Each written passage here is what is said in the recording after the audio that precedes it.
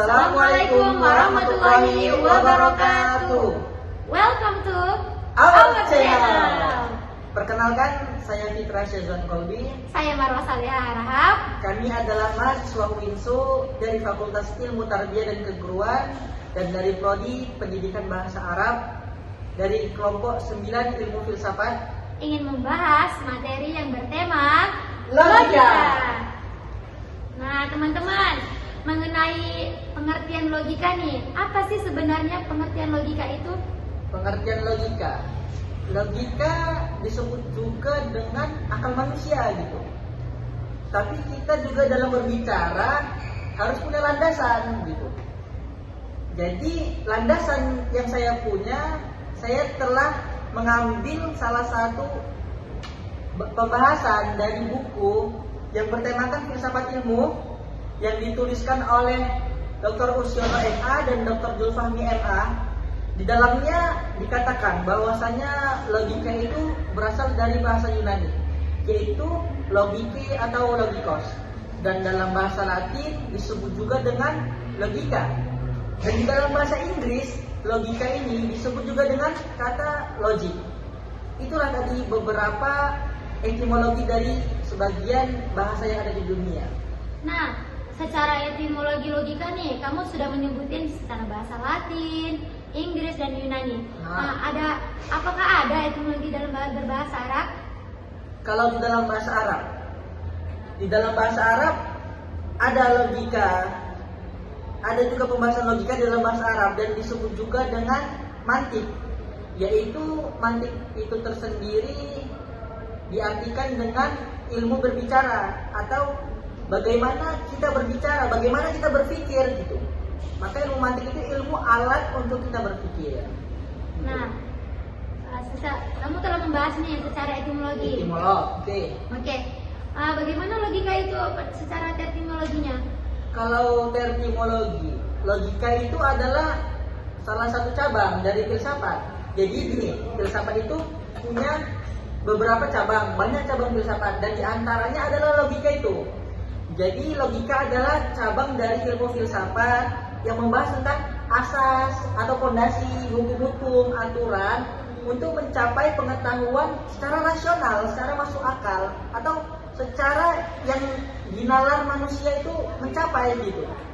Dan juga pastinya logika ini secara benar-benar dibahas tentang di dalam ilmu filsafat.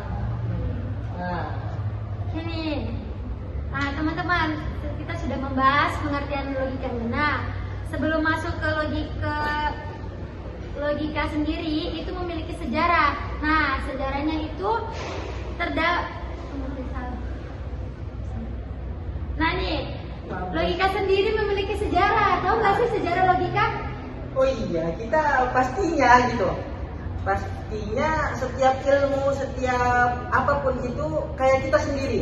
Kita sendiri pasti adanya di dunia ini karena adanya sejarah kita, yaitu kita dilahirkan, karena orang tua kita menikah, atau dan yang lain sebagainya. Maka logika ini juga memiliki sejarah. Apa sih sejarah logika ini? Maka sejarah logika akan dibahas oleh Mbak kita, Mbak Marwah. Oke. Apa sih, Mbak? Oke nih, membahas tentang sejarah logika nih ya guys. Logika itu sendiri pada awalnya digunakan oleh ilmuwan yang bernama Zeno. Zeno? Siapa itu Zeno? Nah, Zeno itu sendiri adalah pendiri aliran Stoikisme. Iya. Oke. Lalu, logika itu sendiri bermula dari pembuktian geometri kaum Pythagorean dan dialektika Zeno dan dialektika Plato. Iya. Proses penerjemahan ke bahasa Arab itu, karya-karya logika ke dalam bahasa Arab itu terjadi pada masa Bani Abbasiyah, yaitu pada tahun 133 Hijriah sampai dengan 235 Hijriah. Berarti yang di Baghdad itu ya? Ya, di Baghdad. Di perpustakaan Al-Hikmah kalau nggak salah. Oke. Itu tadi sejarahnya.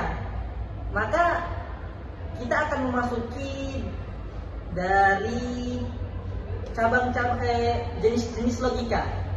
Maka logika ini juga memiliki beberapa jenis, memiliki banyak jenis sih. Tapi di sini saya akan menyampaikan beberapa jenis logika, yaitu logika itu memiliki jenis logika induktif, logika deduktif, logika formal, logika informal, logika kategoris tradisional, dan juga logika simbolik. Dan inilah beberapa jenis-jenis logika. Ini nih, dari yang kamu sebutin nih, ada salah satunya itu logika simbolik. Apa sih logika simbolik itu? Logika simbolik. Logika simbolik itu adalah logika yang didefinisikan oleh beberapa unsur, yaitu unsur simbol-simbol, aturan-aturan, tanda-tanda, dan juga aturan-aturan ini memiliki anaknya, yaitu aturan-aturan derivasi gitu. Oh, aturan derivasi. Aturan derivasi. Nano, kamu menyebutin aturan derivasi. Apa sih yang dimaksud dengan aturan derivasi? Jadi gini, setiap kata itu pasti punya asal usulnya. Jadi ketika kita akan mencari asal usul kata tersebut, maka di aturan derivasi inilah dicari, yaitu derivasi ini memiliki arti mencari asal usul kata gitu. Dan setelah ini kita akan membahas, setelah jenis-jenis logika, kita juga akan membahas hubungan antara logika dan juga filsafat. Karena logika ini sendiri adalah cabang dari filsafat. Maka apa sih hubungan logika dengan filsafat? Nah, berbicara hubungan keduanya, hubungan logika dengan ilmu filsafat ini, mereka itu berkait sangat erat ya teman-teman, berkait sangat erat. Sebab filsafat sendiri itu menyusun dan merumuskan segala tugasnya itu dengan argumentasi rasional. Sedangkan logika itu cabang filsafat yang praktis. Nah, praktis di sini itu adalah dapat dipraktekkan dalam kehidupan sehari-hari. Oh, berarti kita dalam keseharian pastinya kita memakai logika dalam berbicara juga, kita memakai logika, pakai akal kita gitu, kalau yang berakal. Nah, selain dipraktikkan dalam kehidupan sehari-hari, logika dan ilmu filsafat juga memiliki 3 landasan. Jadi landasannya ada 3 gitu? Ya, memiliki 3 landasan. Yang pertama itu adalah objek ontologis, yang kedua landasan epistemologis, dan yang ketiga adalah landasan aksiologis.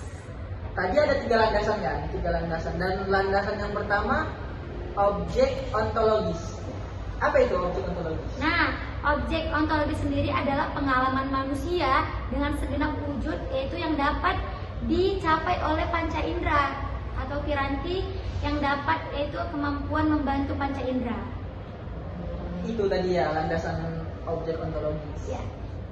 Oke teman-teman, mungkin pembahasan kita tentang logika sampai di sini. Nah, mungkin landasan pembahasan kita. Kalau ingin membaca tentang logika atau ingin mengetahui tentang logika, bisa dibeli buku Filsafat Ilmu. Bisa komentar di bawah, karya Dr. Osiono dan Dr. Zulfahmi. Bisa komentar di bawah ya teman-teman.